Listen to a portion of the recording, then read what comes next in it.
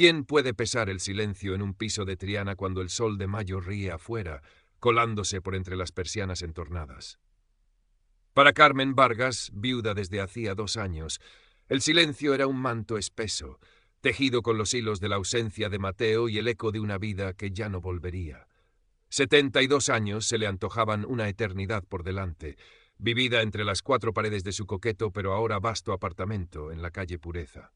El aroma a jazmín mustio de la maceta que Mateo tanto cuidaba en el balcón se mezclaba con el olor a limpio de los muebles de caoba, un orden impecable que no lograba disimular el vacío.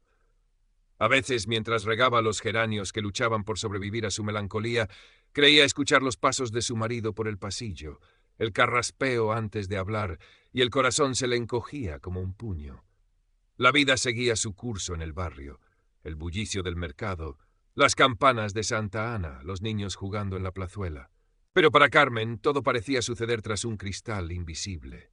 La llamada semanal de su hija Elena desde Barcelona era un breve oasis. ¿Todo bien, mamá? ¿Necesitas algo?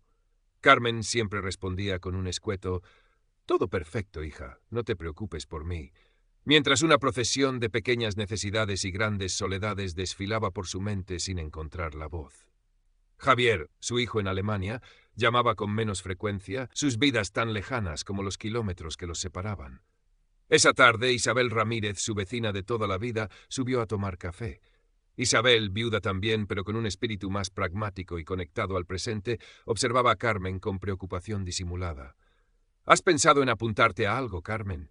¿Al centro de mayores o...? Mira, el otro día leí sobre unas redes para gente de nuestra edad, para hacer amigos, charlar. Carmen frunció el ceño con dignidad. Isabel, por Dios, yo en esas cosas. A mi edad ya no estoy para esos trotes. Además, ¿qué voy a contarle a un desconocido? Su orgullo era una fortaleza, pero sus muros empezaban a resquebrajarse por dentro. Isabel no insistió, pero la idea, como una semilla diminuta, quedó flotando en el aire viciado del salón. Carmen despidió a su amiga con una sonrisa forzada, agradeciendo la compañía, pero sintiendo cómo el silencio volvía a apoderarse de cada rincón en cuanto la puerta se cerró. La noche se prometía larga, como todas las demás. La noche, en efecto, fue un desfile de sombras y recuerdos. Carmen dio vueltas en la cama, el colchón demasiado grande para ella sola. El reloj del salón cantaba las horas con una parsimonia exasperante. Se levantó, bebió un vaso de agua. La idea de Isabel, inicialmente desechada con altivez, regresó como un susurro impertinente.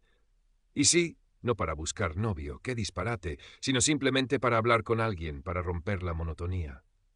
Cogió el móvil que sus hijos le habían regalado, un aparato que apenas usaba más que para recibir llamadas y algún WhatsApp ocasional. Con dedos torpes tecleó en el buscador «Red social para mayores». Aparecieron varias opciones. Eligió una al azar, con un nombre amable y fotos de personas sonrientes de su edad. El proceso de crear un perfil fue un pequeño calvario. Nombre, Carmen. Edad, prefiero no decirlo, mintió poniendo 68. Fotos, ¿qué fotos iba a poner? Encontró una de hacía 5 años, en la boda de una sobrina, donde aún estaba Mateo a su lado. La recortó con dificultad, dejando solo su rostro sonriente, un eco de una felicidad pasada. En la descripción apenas escribió «amante de la tranquilidad y las buenas conversaciones». Lo envió con un suspiro, medio arrepentida, medio expectante. Apagó el móvil y volvió a la cama, sintiendo un ridículo cosquilleo de adolescente. A la mañana siguiente, casi había olvidado su incursión nocturna. Preparó su desayuno con la misma rutina de siempre. Al encender el móvil por costumbre, vio una notificación, un mensaje. El corazón le dio un vuelco. Era de un tal Alejandro Benavides. Su foto de perfil mostraba a un hombre de unos 60 y tantos, cabello plateado peinado con esmero, una sonrisa amable y ojos que parecían sabios. Vestía una chaqueta elegante sobre una camisa azul cielo. El mensaje era escueto pero cortés. «Buenos días, Carmen. He visto tu perfil y me ha parecido el de una persona interesante y serena. Me llamo Alejandro. Si te apetece, podríamos charlar». Carmen releyó el mensaje varias veces. Interesante y serena. Nadie la había llamado así en años. Una oleada de calor le subió por el cuello. Miró de nuevo la foto. Parecía un hombre distinguido, culto. ¿Qué podía perder? Con dedos temblorosos respondió: «Buenos días, Alejandro. Gracias por tu mensaje. Soy Carmen, encantada». Current par characters 2489, total characters 4987. Las conversaciones con Alejandro se volvieron el faro de sus días. Comenzaron con timidez, hablando del tiempo en Sevilla, de libros que habían leído, de música. Alejandro decía ser un español que había vivido muchos años en Buenos Aires, dedicado al mundo del arte, ahora retirado y con deseos de volver a sus raíces, quizás al sur, a Andalucía. Sevilla siempre me ha parecido una ciudad mágica, le escribió una tarde. Carmen le contaba de su Triana, de sus paseos por el Guadalquivir, de los geranios de su balcón. Él parecía escucharla o leerla con una atención que la hacía sentir valorada. Le hablaba de exposiciones de arte, de viajes a ciudades europeas, pintando un mundo sofisticado y atractivo. Carmen, cuya vida había transcurrido mayormente entre su casa y el mercado, se sentía transportada. «Tienes una sensibilidad especial, Carmen», le dijo él. «Se nota en cómo describes las pequeñas cosas». Pronto Alejandro le sugirió pasar a WhatsApp para una comunicación más fluida y privada. A Carmen le pareció un paso natural. Intercambiaron números. Ahora los mensajes llegaban con el familiar tintineo de la aplicación, haciendo que su corazón saltara cada vez. Alejandro le enviaba poemas cortos, canciones que le recordaban a ella. Carmen se sonrojaba como una colegiala. Empezó a arreglarse un poco más cada día, incluso sin salir de casa. Se pintaba los labios con un tono rosado que no usaba desde que Mateo vivía. La esperanza, como una planta trepadora, comenzó a enroscarse en su alma solitaria. Un día reunió el valor para contárselo a Isabel, con la voz teñida de una emoción que no pudo ocultar. «He conocido a alguien, Isabel. Bueno, por el móvil. Se llama Alejandro. Es muy agradable». Le enseñó la foto. Isabel la miró con atención. «Es un hombre muy apuesto, desde luego», admitió. «¿Y a qué se dedica?» Carmen le relató la historia del marchante de arte retirado. Isabel asintió lentamente. «Bueno, Carmen, ten cuidado, ¿eh? En esas cosas de Internet nunca se sabe, pero me alegro si te hace compañía». Su tono era amable, pero Carmen detectó una nota de escepticismo que la hirió ligeramente. «No te preocupes, Isabel, sé lo que hago», respondió con más seguridad de la que sentía. Pero en el fondo, la prudencia de su amiga era un pequeño guijarro en el zapato de su ilusión. La luna de miel virtual continuó durante varias semanas. Alejandro era atento, cariñoso, siempre con la palabra justa. Hablaban de sus viudeces, un lazo que él enfatizaba para crear una conexión más profunda. «Ambos hemos perdido a nuestros grandes amores, Carmen, pero quizás la vida nos reserva una segunda oportunidad para la compañía, para el afecto sereno». Estas palabras resonaban en el corazón necesitado de Carmen como música celestial. Ya no se sentía tan sola en su piso de Triana. La pantalla del móvil era una ventana a un mundo prometedor. Un martes por la mañana llegó un mensaje diferente. «Mi querida Carmen, perdona que te moleste con esto, pero ha surgido un pequeño contratiempo. Estoy intentando traer unas piezas de arte que tenía en depósito en Suiza, unos grabados antiguos, para una posible venta aquí en España. Pero me han retenido el envío en la aduana por una tasa administrativa que no esperaba. Es una tontería, unos 300 euros, pero mi cuenta principal en Argentina está bloqueada temporalmente por unas comprobaciones rutinarias, cosas de bancos. ¿Serías tan amable de ayudarme con esto? Te lo devolvería en cuanto se solucione lo de mi cuenta, en un par de días a lo sumo». Carmen sintió un nudo en el estómago. 300 euros no era una fortuna, pero tampoco una cantidad insignificante para su pensión. Recordó las advertencias de Isabel. Miró la foto de Alejandro, su sonrisa confiada. ¿Cómo podía un hombre tan distinguido, tan culto, necesitar 300 euros? Pero luego pensó en sus palabras amables, en la compañía que le ofrecía, en la promesa de un futuro menos solitario. «Pobre hombre, qué vergüenza debe estar pasando al pedirme esto», pensó. Su orgullo herido, el de él, le pareció más importante que su propia duda. «Claro que sí, Alejandro, no te preocupes. Dime cómo puedo hacerlo». Él le envió un número de cuenta, a nombre de una persona que no era él. «Un gestor de confianza que me está ayudando con estos trámites aquí en España para agilizar», explicó rápidamente. Carmen fue al cajero esa misma tarde, el corazón latiéndole con una mezcla de nerviosismo y la satisfacción de sentirse útil, importante para alguien. Hizo la transferencia. Alejandro le respondió con un mensaje lleno de gratitud y promesas. «Eres un ángel, Carmen. No sé cómo agradecerte esto. En cuanto llegue a Sevilla, te invitaré a la mejor cena de tu vida». Ella sonrió. apartando cualquier sombra de duda. Los días siguientes, Alejandro se mostró aún más afectuoso, si cabe. Le hablaba de sus planes para cuando estuviera en Sevilla, de los paseos que darían por el parque de María Luisa, de las tapas que probarían en Triana. Estoy deseando conocer tu mundo, Carmen, y que tú conozcas el mío. La ilusión de Carmen crecía con cada mensaje. La devolución de los 300 euros, sin embargo, se demoraba. Querida, el banco argentino sigue con sus tonterías. ¡Qué burocracia!, se excusó él. Pero no te preocupes, está todo en vías de solución. Carmen no quiso presionar. Un par de semanas después, llegó la segunda petición. Esta vez el problema era con el almacenamiento de las obras de arte. Resulta que el depósito donde las tenían en Suiza me cobra una tarifa extra por la custodia prolongada, y si no pago antes del viernes, podrían incluso subastarlas. Son 500 euros, Carmen. Me siento fatal pidiéndotelo de nuevo, pero es que estas piezas son muy valiosas, el fruto del trabajo de toda una vida. La cantidad era mayor. La duda de Carmen también. Pero la idea de que Alejandro perdiera el fruto de toda una vida por 500 euros le pareció terrible. Además, ya le había ayudado una vez. ¿Qué más daba una segunda? Volvió a sacar de sus ahorros aquellos que guardaba para arreglar el cuarto de baño o para una posible visita a sus nietos en Alemania. La cuenta de destino era la misma. A partir de ahí, las solicitudes se volvieron más frecuentes, aunque siempre espaciadas lo suficiente como para no parecer una avalancha.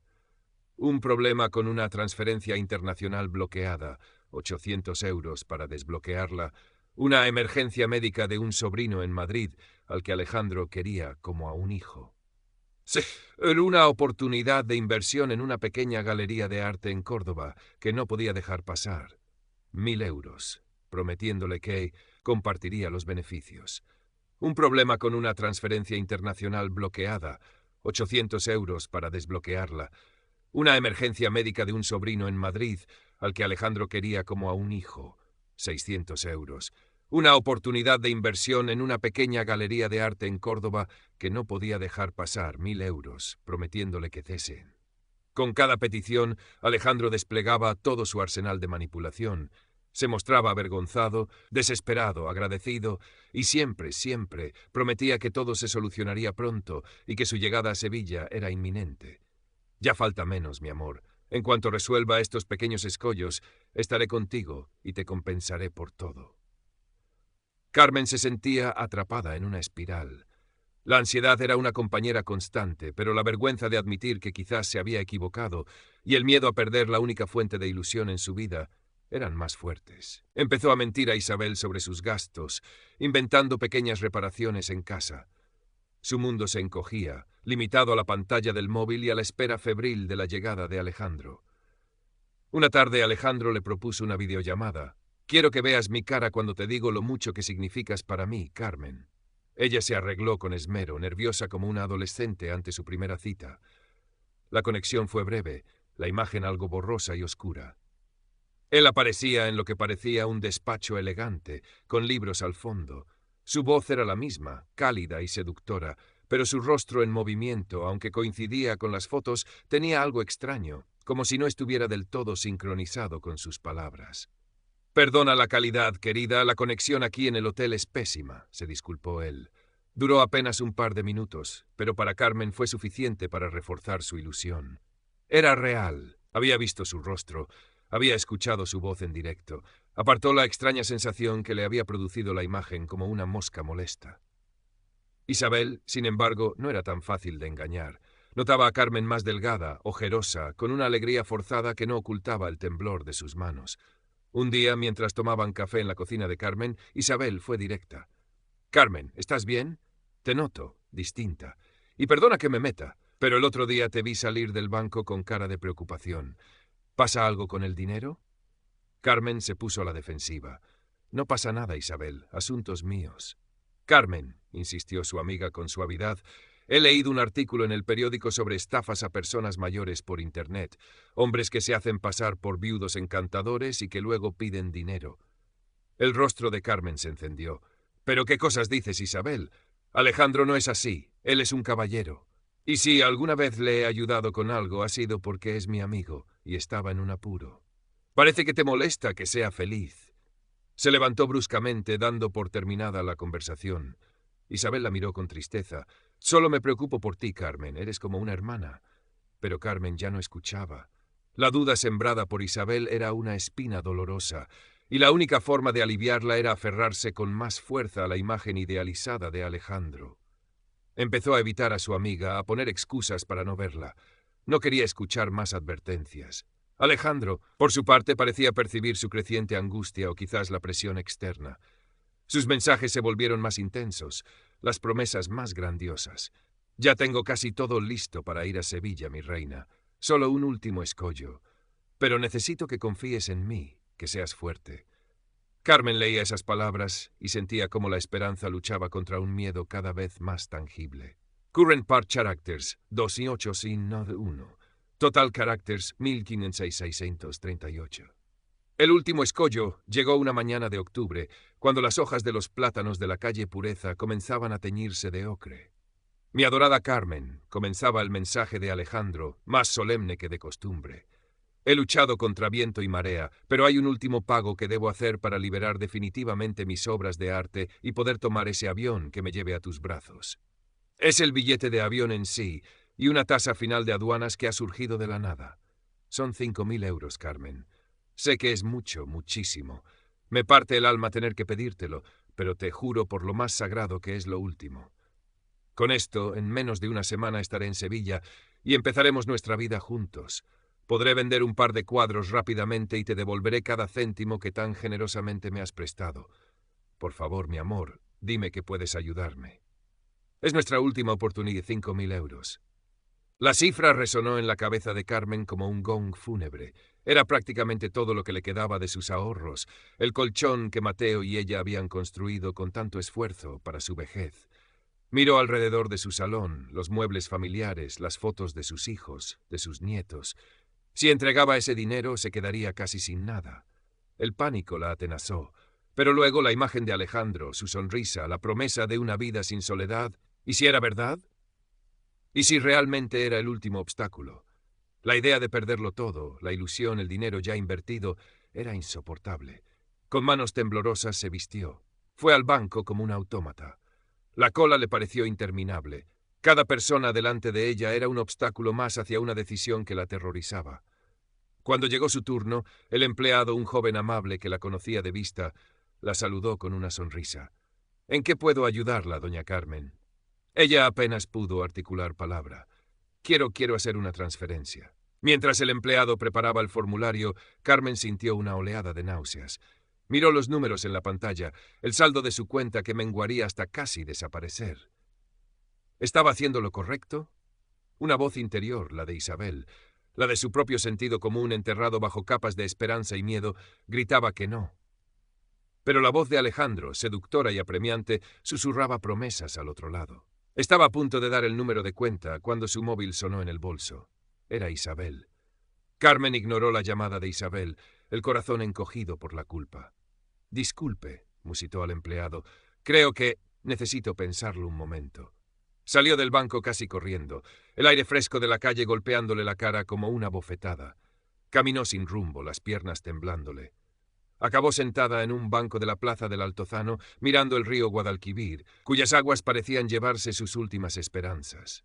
El móvil volvió a sonar. Isabel, insistente. Finalmente descolgó. «Carmen, ¿dónde estás? Necesito verte, es urgente». La voz de su amiga sonaba grave. «Estoy en la plaza. ¿Qué ocurre?» «Voy para allá. No te muevas». Isabel llegó en pocos minutos, el rostro demudado. Se sentó a su lado, tomando sus manos frías entre las suyas. «Carmen, escúchame bien. Anoche no podía dormir pensando en ti, y me puse a buscar en Internet. Ese Alejandro tuyo». Carmen intentó interrumpir, pero Isabel la sujetó con firmeza. «Déjame hablar, por favor. La foto de su perfil, la del hombre elegante, la encontré. Pertenece a un médico jubilado de Valencia, se llama Luis Fernández, y su foto está en la web de un congreso de cardiología de hace 3 años. Alguien la ha robado». Carmen la miró, los ojos desorbitados. «No, no puede ser. Tú te equivocas». «Espera, hay más», continuó Isabel, la voz teñida de una mezcla de compasión y urgencia. «La galería de arte que dice tener en Buenos Aires, Galería Benavides del Sur, busqué la dirección que te dio una vez. No existe, Carmen. En ese lugar hay una ferretería desde hace 20 años. Y los poemas que te envía, algunos los encontré en páginas de frases célebres. Cada palabra de Isabel era un masazo. Carmen sentía cómo el suelo se abría bajo sus pies. Sacó el móvil, los dedos torpes buscando el perfil de Alejandro, sus mensajes. Pero la videollamada, yo lo vi, balbuceó. Carmen, hoy en día se pueden hacer muchas cosas con la tecnología. Pueden manipular imágenes, incluso voces. Por favor, tienes que creerme. Isabel le mostró en su propio móvil las pruebas, la foto del médico, la captura de pantalla de Google Maps con la ferretería. Carmen miraba las imágenes como si fueran jeroglíficos indescifrables. La negación luchaba una última y desesperada batalla contra la aplastante realidad. Voy a llamarle, dijo con un hilo de voz. Voy a llamar a su socio, el gestor, el que tiene la cuenta. Marcó el número que Alejandro le había dado, el de la cuenta donde había enviado el dinero. Sonó una vez, 2, 3, y saltó un mensaje automático. El número marcado no existe. El móvil se deslizó de sus dedos y cayó al suelo con un golpe seco. Carmen se quedó mirando el aparato, luego a Isabel con una expresión de absoluto desamparo. Las lágrimas contenidas durante semanas de angustia y negación brotaron como un torrente imparable. Sollozos convulsivos sacudían su cuerpo menudo. Isabel la abrazó con fuerza, meciéndola suavemente, sin decir nada, dejando que el dolor fluyera. «Me ha engañado, me ha robado, todo», acertó a decir Carmen entre hípidos. La verdad tan temida, tan evitada, la había golpeado con la brutalidad de un tren descarrilado. El Alejandro Benavides culto y cariñoso, el marchante de arte viudo, el hombre que iba a sacarla de su soledad, no era más que una invención, un personaje cruel diseñado para desplumarla.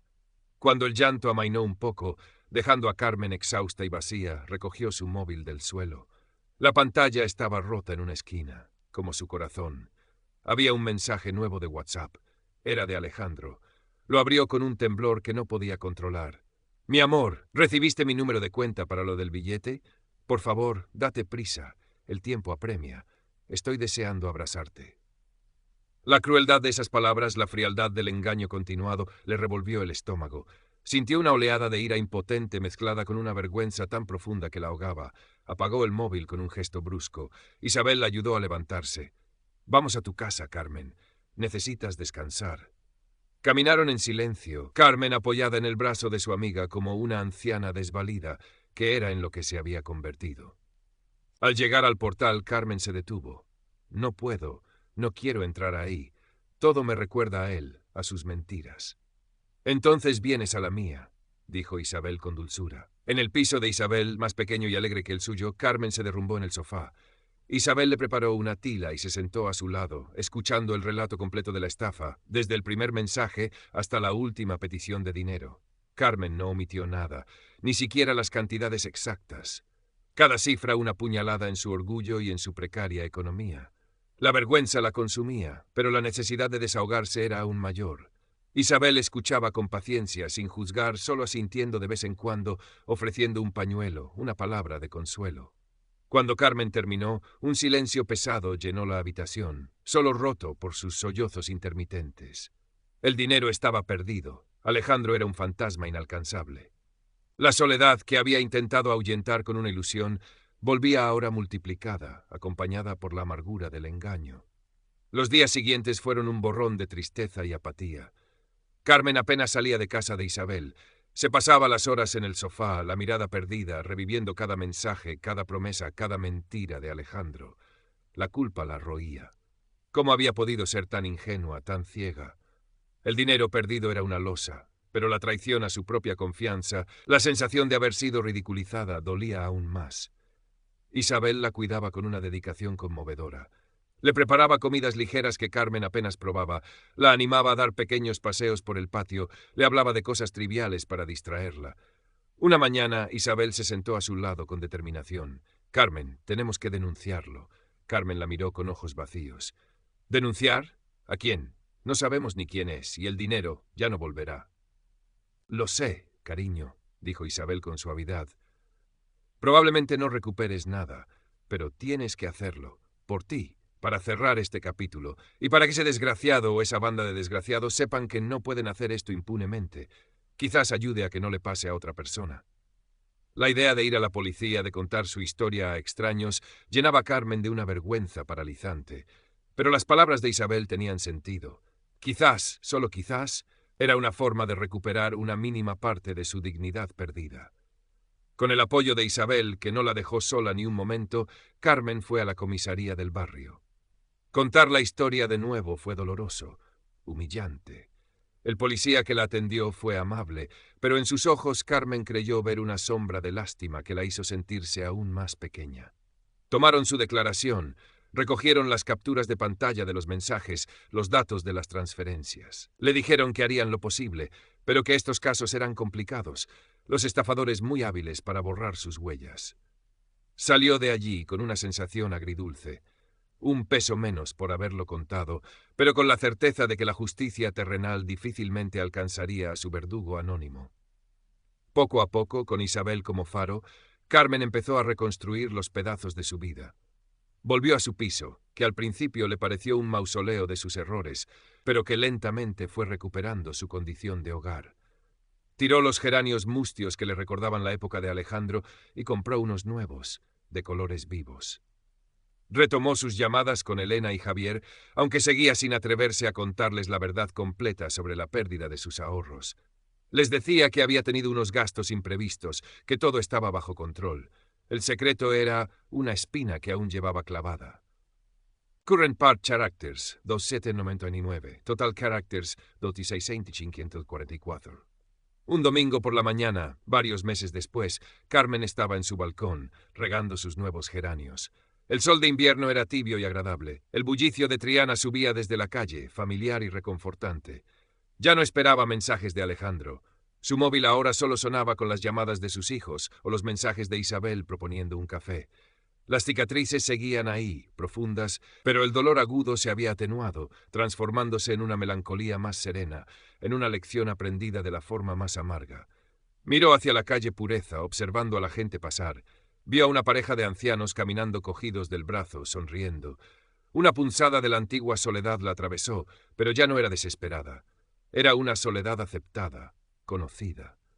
Isabel apareció en su puerta poco después, con una bandeja de pestiños recién hechos. —¿Te apetece un dulce, Carmen? Hoy me he levantado repostera. Se sentaron en el pequeño comedor, el sol entrando a raudales por la ventana. Charlaron de las noticias del barrio, de la próxima Semana Santa, de cosas sencillas. Ya no hablaban de Alejandro, a no ser que Carmen lo mencionara, cosa que ocurría cada vez menos. La amistad de Isabel había sido su tabla de salvación, el ancla que la había mantenido a flote en la peor tormenta de su vida. Mientras saboreaba el pestiño dulce y crujiente, Carmen pensó en el futuro. No sería el que había soñado durante aquellos meses de engaño, pero sería suyo. Un futuro sin grandes ilusiones románticas, quizás, pero con la dignidad recuperada, con la sabiduría que dan los golpes duros, y con la certeza de que, incluso en la más profunda oscuridad, siempre puede haber una mano amiga dispuesta a encender una pequeña luz. Miró a Isabel, que le sonreía al otro lado de la mesa. Y por primera vez en mucho tiempo, Carmen le devolvió la sonrisa, una sonrisa genuina, nacida de la gratitud y de una incipiente, frágil, pero real, paz interior. El eco de la plata perdida seguiría resonando, pero ya no ahogaría la música de la vida que, a pesar de todo, continuaba. Los meses se convirtieron en un año. Carmen había recuperado parte de su rutina anterior al torbellino de Alejandro, pero algo en ella había cambiado para siempre. La ingenuidad se había desvanecido, reemplazada por una cautela que a veces rayaba en la desconfianza. Ya no miraba el móvil con la misma expectación. De hecho, a menudo lo dejaba olvidado en algún rincón de la casa. Las redes sociales para mayores eran un recuerdo lejano y amargo. Su relación con Isabel se había fortalecido aún más, convirtiéndose en el pilar fundamental de su día a día. Compartían comidas, paseos por la orilla del Guadalquivir cuando el tiempo acompañaba, y largas tardes de charla y silencio cómplice. Un día, mientras ordenaba unos viejos papeles de Mateo, encontró una libreta de ahorros olvidada, con una pequeña cantidad que ni recordaba que existiera. No era mucho, apenas lo suficiente para tapar algún pequeño agujero o darse un capricho modesto, pero en ese momento, para Carmen, significó algo más. Era como si la vida, o quizás el recuerdo protector de Mateo, le ofreciera un pequeño bálsamo. Decidió usar una parte para arreglar por fin el cuarto de baño, aquel proyecto que había quedado truncado por las demandas de Alejandro.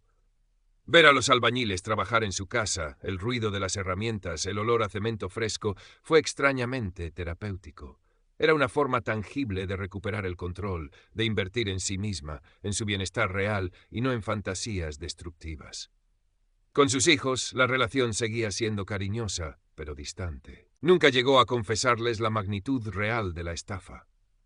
Quizás por orgullo, quizás para protegerlos de la preocupación, o quizás porque una parte de ella todavía sentía una vergüenza demasiado grande para compartirla plenamente. Ellos notaban que su madre estaba más serena, más centrada, y lo atribuían al paso del tiempo y a la buena compañía de Isabel, sin sospechar la tormenta que había atravesado.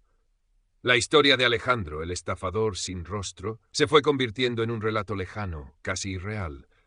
A veces Carmen se preguntaba qué habría sido de él, si seguiría tejiendo sus redes de engaño, atrapando a otras mujeres solitarias y vulnerables.